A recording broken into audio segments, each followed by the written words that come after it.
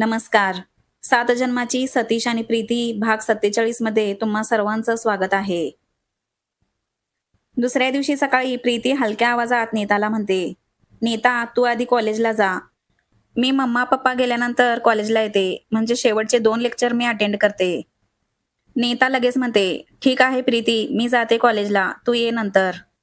कॉलेजला जाण्याआधी नीता प्रीतीच्या मम्मा पप्पांना भेटते. "काका काकी शिस्तीत जा आणि पोहोचल्यानंतर फोन करा. आणि हो, तब्येतीची काळजी घ्या. मी जाते, मला कॉलेजसाठी वेळ होत आहे." तेव्हा प्रीतीचे मम्मा पप्पा नीताला म्हणतात, "चालेल बेटा, तू कॉलेजला जा. आणि हो, प्रीती आणि तुझ्या तब्येतीकडे लक्ष दे. परीक्षा जवळ आली आहे तर अभ्यासावर लक्ष द्या," असं नीताला म्हणतात. "हो हो काका काकी," असं नीता म्हणते आणि कॉलेजसाठी निघून जाते. नीता कॉलेजमध्ये पोहोचल्यावर सतीश लगेच विचारतो, "प्रीती कुठे आहे? ती दिसत नाहीये." तेव्हा नीता म्हणते, "अरे सतीश, तिचे मम्मा पप्पा आज नागपूरला जाणार आहेत ना, म्हणून प्रीती ते गेल्यानंतर शेवटचे 2 लेक्चर अटेंड करणार आहे." तेव्हा सतीश मान हलवत म्हणतो, "अरे हो, मला लक्षातच नव्हतं. आता मम्मा पप्पा जाताना प्रीती खूप इमोशनल होईल." तेव्हा नीता लगेच म्हणते, "हो सतीश, ती नक्की इमोशनल होणार. मी पण थांबले असते तिच्यासोबत, पण आता परीक्षा जवळ आली आहे म्हणून यावं लागलं. पण प्रीतीने सांगितलंय की ती शेवटचे 2 लेक्चर अटेंड करेल, तर बघूया ती येते का आता." तेव्हा सतीश म्हणतो, "हो चालेल, आपण वाट पाहूया तिची." असं म्हणत ते दोघेही क्लासमध्ये जातात. प्रीतीच्या घरात मात्र वेगळं शांत वातावरण पसरलेलं होतं. सुटकेच्या चेनचे आवाज, कपडे फोल्ड करण्याची हलकीशी गडबड यावरून कळत होतं की आज निरोपाचा दिवस आहे. प्रीतीची मम्मा बॅग बंद करत म्हणाली, "झालं सगळं, आता निघायची वेळ आली." प्रीती तिच्या मम्माकडे बघतच राहिली. डोळ्यात पाणी दाटलं, पण तिनं जबरदस्ती हसू आणत म्हणाली, "पण तुम्ही पोहोचलात की मला लगेच फोन करा." पप्पा हसत तिच्या डोक्यावर हात ठेवत म्हणाले, "अगं तू काळजी करू नकोस आणि अभ्यासावर लक्ष दे." इतक्या डोळ्यातलं पाणी थांबवलं गेलं नाही आणि प्रीती एकदम मम्माला मिठी मारते. मम्मा पण तिला घट्ट कवटाळते. तेव्हा पप्पा हलक्या आवाजात म्हणाले, "अरे, हे काय रडतेस? अरे, आपण परत लवकरच भेटू आणि आता तुला सुट्टी पण पडणार आहे. तेव्हा तू नागपूरलाच येणार आहेस," असं प्रीतीला म्हणतात. पण लाडक्या लेकीपासून दूर जाण्याच्या दुःखाने त्यांच्याही डोळ्यात पाणी येतं. प्रीती जोरात श्वास घेत डोळे पुसते. "ठीक आहे, जा आता, नाहीतर मी परत रडायला लागेन." मम्मा पप्पा गाडीत बसतात. दरवाजा बंद होतो. गाडी हळूच पुढे सरकते. प्रीती तिथंच उभी राहते. हात हलवत पण डोळ्यातून पाणी ओघळतच राहतं. गाडी वळण घेत नजरेआड होते आणि त्या क्षणी तिचं हृदय रिकामं झाल्यासारखं वाटतं. ब्रेकमध्ये प्रीतीचे सगळे मित्रमैत्रिणी कॉलेजच्या गार्डनमध्ये बसले होते. हवेत हलकी थंडी होती, पण आज गप्पांचा आवाज कमीच होता.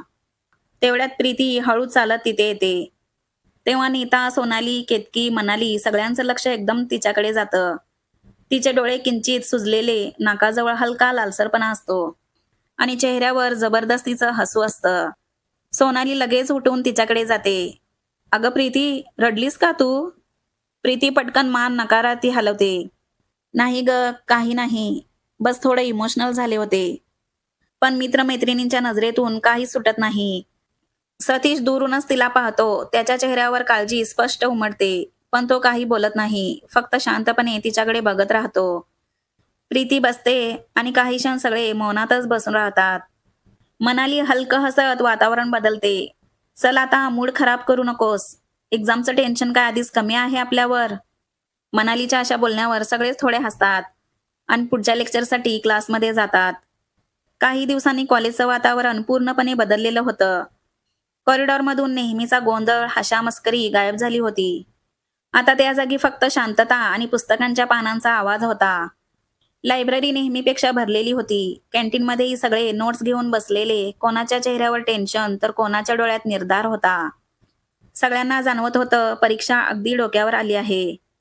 सोनाली, मनाली, नीता, प्रीती आणि केतकी या सगळ्या मुली एका जागी बसून अभ्यास करू लागल्या की अभ्यास कमी आणि बोलणं जास्त होत होतं. म्हणून त्यांनी ठरवलं आतापासून प्रत्येकजण वेगवेगळ्या ठिकाणी बसून अभ्यास करायचा. कुणी गार्डनमध्ये, कुणी कॅन्टीनच्या कोपऱ्यात, तर प्रीतीने लायब्ररीची शांत जागा निवडली होती. तर सतीश कार्तिकने कॉलेजच्या मोठ्या झाडाखालची जागा अभ्यासासाठी निवडली होती. सतीश मार्केटिंगचे नोट्स लिहिण्यासाठी बॅगेत पुस्तक शोधत असतो. पण त्याला पुस्तक मिळत नसतं. तेव्हा त्याला आठवतं की मार्केटिंगचं पुस्तक प्रीतीने घेतलं होतं. तेव्हा तो कार्तिकला म्हणतो, "अरे माझं मार्केटिंगचं पुस्तक तर प्रीतीकडे आहे. मी घेऊन येतो, तू इथेच बस." असं म्हणतो आणि तो पुस्तक आणण्यासाठी लायब्ररीकडे जातो. त्या दिवशी लायब्ररी जवळ रिकामी होती. प्रीती एकटीच बसून मन लावून अभ्यास करत होती. प्रीती नोट्स लिहित असताना रोहन हळूच तिच्या समोर येऊन उभा राहिला आणि तिला हसत म्हणाला, "हाय प्रीती, किती सिरियसली अभ्यास चाललाय तुझा?" तेव्हा प्रीतीने हलकं स्मित केलं, पण तिच्या नजरा पुस्तकातून वर गेल्या नाहीत. रोहन तिच्या जवळ झुकला. बोलता बोलता प्रीतीच्या डोळ्यावर आलेला केस त्याने हाताने बाजूला केला. तेव्हा प्रीती क्षणभर दचकली. तिने लगेच त्याचा हात मागे केला आणि खुर्चीत थोडी सरकली. तेवढ्यात सतीश तिथे पोहोचलेला असतो आणि दारातून आत येताना हा सगळा क्षण सतीशने स्पष्ट पाहिलेला असतो. तेव्हा त्याच्या डोळ्यात राग चढला होता, पण त्याने स्वतःला आवरलं आणि दारातूनच मोठ्याने, "अगं प्रीती, माझं मार्केटिंगचं पुस्तक तुझ्याकडे आहे का?" असं विचारतो. प्रीती घाबरून वर पाहते. "हो सतीश, ये ना, हे घे तुझं पुस्तक," असं म्हणते. तेव्हा सतीश तिच्या टेबलजवळ येतो. सतीश रोहनकडे वळून आवाज आवरत म्हणतो, "अरे रोहन, तू इथे काय करतोस?" रोहन थोडा गोंधळतो आणि मुद्दामच म्हणतो, "अरे सतीश, मला एका प्रश्नाचं उत्तर हवं होतं, म्हणून प्रीतीला विचारत होतो." तेव्हा सतीश थोड्या रागानेच त्याला म्हणतो, "रोहन, उत्तर मिळालं असेल तर आता जा. प्रीतीला अभ्यास करू दे." रोहन थोडा अवघडल्यासारखा खोटं हसत उठत म्हणतो, "हो हो, जातो," असं म्हणत तो तिथून निघून जातो. प्रीतीने पुस्तक मिटलं आणि लगेच सतीशला विचारलं, "सतीश, तू असा का बोललास त्याच्याशी? काय झालं?" तेव्हा सतीचा चेहरा अजूनही चिडलेला असतो, पण तो खोल श्वास घेत आवाज आवरत म्हणतो, "प्रीती, खरंच तुला एवढं कळत नाहीये का? तो तुझ्याशी फ्लर्ट करतोय. तुझ्या इतक्या जवळ येण्याचा प्रयत्न करतोय, हे तुला दिसत नाही का?" तेव्हा प्रीती भुवया उंचावते. सतीच्या अशा बोलण्याने तिला धक्काच बसतो. सतीश पुढे म्हणतो, "रोहन चांगला मुलगा नाही प्रीती. तू त्याच्यापासून थोडं दूर राहा." त्यावेळी सतीच्या आवाजात काळजी होती, पण शब्दांमध्ये कठोरपणा जास्त जाणवत होता. तेव्हा प्रीती थोडी रागाने सतीशला म्हणते, "काय बोलतोस तू सतीश? मी लहान नाही, चांगलं वाईट मलाही कळतंय सतीश." ती पुढे कटाक्षाने म्हणते, "आणि मी कोणाशी बोलायचं, कोणाशी नाही, हा माझा प्रश्न आहे. तू मला तसं सांगू शकत नाहीस." तेव्हा सतीश अचानक टेबलवर हात आपटत म्हणतो, "तुला एवढं कळत असेल, मग तुला रोहनचा स्वभाव कसा कळला नाही प्रीती?" प्रीती धबकते. तिने सतीशला एवढ्या रागात कधीच पाहिलं नव्हतं. तेव्हा प्रीती बाजूला बघत हळू पण ठाम आवाजात म्हणते, "सतीश, आपली मैत्री आहे, पण त्या मैत्रीच्या पण मर्यादा असतात." तेव्हा सतीशचे डोळे क्षणभर पाणावल्यासारखे दिसतात, पण तो लगेच नजर चुकवतो. तो थोड्या हलक्या पण गंभीर आवाजात म्हणतो, "मर्यादा मला माहीत आहे प्रीती, मी फक्त तुझी काळजी घेत होतो." प्रीती खोल श्वास घेत म्हणते, "सतीश, तू थोडा ओव्हर रिॲक्ट करतोस. असं काही नाही जसं तू समजतोस." ती पुस्तकं जमवते आणि पुढे म्हणते, "आणि तू माझी काळजी करू नकोस. मी स्वतः माझी काळजी घेऊ शकते." त्यावेळी तिच्या नजरेत रागापेक्षा जास्त दुखावलेपणा दिसत होता. प्रीती उठते, खुर्ची हलक्या आवाजात मागे सरकते आणि एक शब्दही न बोलता ती लायब्ररीतून बाहेर जाते. प्रीतीच्या पावलांचे आवाज थांबल्यावर लायब्ररी पुन्हा शांत वाटू लागते. सतीश स्थिर बसलेला, त्याच्या हाताच्या मुठी हळूच सैल झाल्या. तो मनातच पुटपुटतो, "मी थोडं थांबायला पाहिजे होतं." तो कपाळाला हात लावतो आणि डोळे मिटून खोल श्वास घेतो. "मी हे काय केलं? मी इतकं रिॲक्ट का झालो? प्रीतीला दुखवायचा हेतू नव्हता माझा." पण प्रीतीलाही कळत नाही का, मी जे काही केलं ते तिच्या चांगल्यासाठी होतं. अशा सगळ्या विचारांनी त्याला तिथे बसवतही नव्हतं. काही क्षणांनी तो हळूच खुर्ची मागे ढकलतो आणि लायब्ररीतून बाहेर निघून जातो. प्रीती बाहेर कॉरिडॉरमध्ये थांबलेली होती आणि तिचे डोळे पाणावलेले होते. हातात पुस्तकं घट्ट पकडलेली ती मनात म्हणते, "तो एवढा का चिडला? मला काही समजलंच नाही. मलाही कळतंय की रोहनचं वागणं चुकीचं आहे, पण सतीशने मला असं म्हणायला नाही पाहिजे होतं." असा ती विचार करत असते. थोड्या वेळाने सतीशही कॉरिडॉरमध्ये आला. तेव्हा प्रीती तिथे उभी होती. पण प्रीती काही बोलली नाही आणि नजर फिरून दुसरीकडे बघू लागली.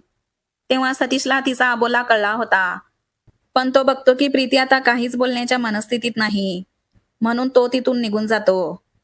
दोघंही त्यांच्या त्यांच्या दिशेने चालत होते. एकमेकांपासून दूर, पण मनात फक्त एकमेकांचाच विचार होता. कुठेतरी न बोललेलं प्रेम, न सांगितलेली काळजी आणि गैरसमजांचा धूसर पडदा दोघांमध्ये आला होता. घरी गेल्यानंतर सतीश थोडा शांतच असतो. तेव्हा कार्तिक म्हणतो, काहीतरी झालंय का रे सतीश? आज दिवसभरात तू खूपच शांत दिसत आहेस. तेव्हा सतीश कार्तिकला म्हणतो, काही नाही झालं. पण त्याच्या चेहऱ्यावरची उदासी त्याला लपवता येत नाही.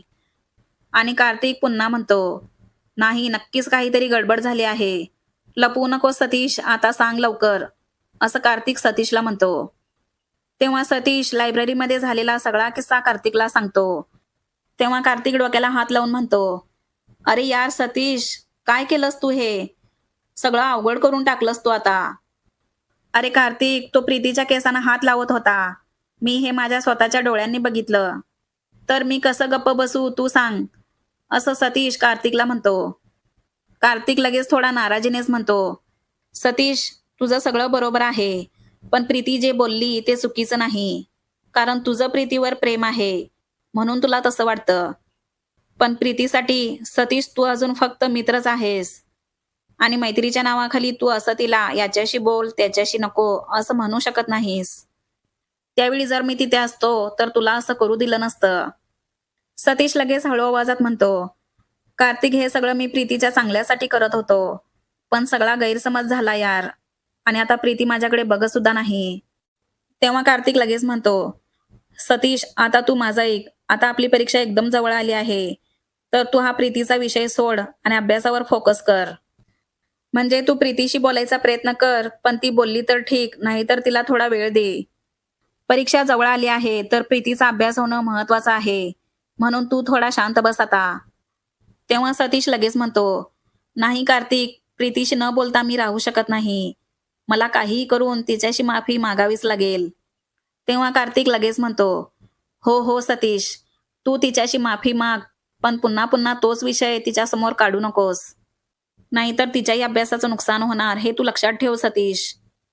तेव्हा सतीश म्हणतो, कार्तिक, तुझं बरोबर आहे. मी एकदा तसा प्रयत्न करतो. जर ती ऐकली तर ठीक, नाहीतर मी परीक्षा होण्याची वाट पाहतो. तेव्हा लगेच कार्तिक सतीशला मिठी मारतो आणि म्हणतो, हे झालं ना हुशारीचं बोलणं. तेव्हा का असा वागलास? पण आता राहू दे मित्रा, जे झालं ते झालं. पण इथून पुढे असं काही होणार नाही याची काळजी घे. मित्रांनो, तुम्ही 7 जन्माची सतीश आणि प्रीती या स्टोरीचे आतापर्यंत अपलोड झालेले भाग ऐकले का? आणि त्यामध्ये तुम्हाला कोणता भाग जास्त आवडला हे मला कमेंट करून सांगा.